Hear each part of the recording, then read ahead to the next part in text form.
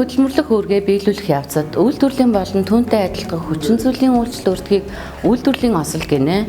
Хөдөлмөрлөх явцад үүссэн үйлдвэрлэлийн сөрөг хүчин зүйлийн нөлөөллөөс шалтгаалсан өвчнийг мэргэжлээс шалтгаалсан өвчин гинэ.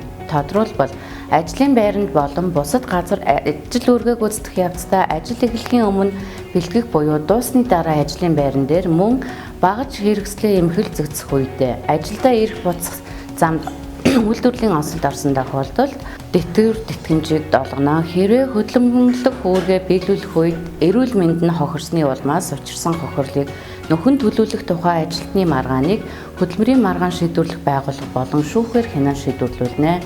Хүн хилцэх хугацааг хүндэтгэн үүсэх шалтгаанаар хэтрүүлсэн тохиолдолд шүүх уг хугацааг сэргээн тогтоож хэргийг хянан шийдвэрлэж болно. Мөн уг маргааны талаар шүүхийн эвлэрүүлэн жуулчлалын журмаар шийдвэрлүүлж болно. Хөдөлмөрийн эрх зүйн маргааны талаар эвлэрүүлэн жуулчлагчид хандсан явдлыг хүндэтгэн үүсэх шалтгаанд хамруулж ялгана.